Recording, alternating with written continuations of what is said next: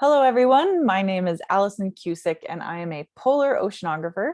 I'm a PhD graduate student at Scripps Institution of Oceanography, and I am happy to be sharing my career story with you all. So what do I do and how did I get here? I am a scientist. I am a biologist.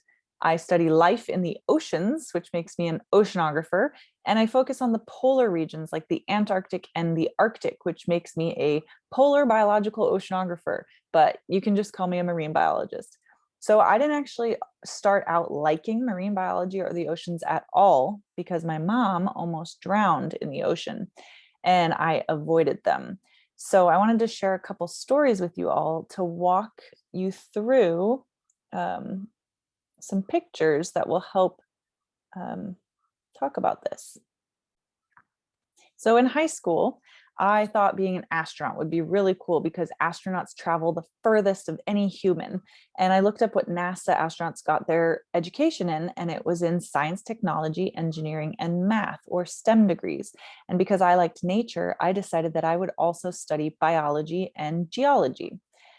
And I wasn't even sure I would go to college or university, actually, because I'm the first and only person in my family to go beyond high school. I wanted to be in the marching band because I played the clarinet and loved music, but I still wasn't sure what I would be when I grew up. So I attended the University of Washington and majored in sciences. And at the very end of my time there, a teacher, professor in genetics, told me if you wanted to be a scientist, I should get some experience working in a lab. Now, that experience led me to work for 10 years in a lab. I worked as a technician in immunology, neuroscience, biofuel, field ecology. I worked with birds and squirrels. I worked internationally in Peru, Mexico, Africa, and I even started to work on ships and ship instrumentation that measures our oceans. And one day, while I was working, my boss came to me and she said, guess what happened? I got funding to go to Antarctica and I'm sending you. So I felt this dream come true, this gift that she granted me to go to Antarctica for the first time in my life. In 2013, I flew down on this aircraft to McMurdo Station, and I boarded this icebreaker, the Palmer, for 53 days in the Ross Sea, where we were studying this green stuff you see in the ice, or phytoplankton, microscopic plant-like organisms that live in the ocean. While I was down there, I learned about the tourism industry and that there's actually a whole bunch of people who go down to learn about Antarctica. And I wondered, how can we get this community of travelers involved in the research that we're doing down there to all understand how these big animals and whales and penguins and seals can exist feasting on this tiny crustacean krill, Antarctic krill.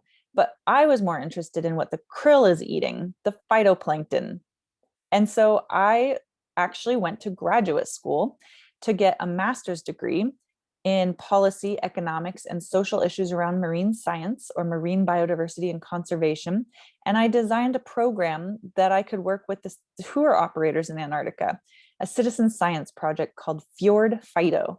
And we go out every year with a bunch of different ships and travelers and collect water from the ocean. We filter it, and I am able to look at which phytoplankton exist and how they might be changing with an increase of melting glaciers in that area. I have a short video. The Antarctic holds magic in its waters, and a team of scientists are determined to uncover the mysteries that lie within. But to understand what makes this ecosystem come alive, scientists need your help. Fjord Fido is a citizen science project that engages passengers by collecting phytoplankton from the ocean.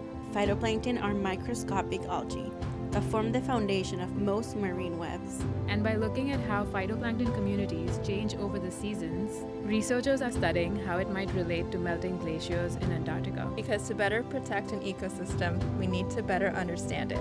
And by protecting the microscopic heroes of the Antarctic, we can protect the life that depends on them. Because conservation is not an I. It's a we. So I love this project, and I have been very fortunate to go down to Antarctica over 215 days. I've interacted with hundreds of people, and over 3,000 people have directly helped take samples that now contribute to my research, which is very exciting. And this samples that they collect actually contribute to now what is my PhD research, because I stayed on to get a doctorate. And I am able to look in the lab at different species, as you can see here. And then, of course, as scientists, we publish the results in peer-reviewed scientific journals. So we have some publications coming out from this work. And I actually hope to finish this PhD before I turn 40. Now, I mention the age because I think that it's never too late. You can always explore, follow your curiosities. You might find you have multiple passions. And as you do that, remember that science is hard work, but it can also be very fun. You can play, you can explore, not only explore questions about Earth, but also what your strengths are and what you can bring to the table.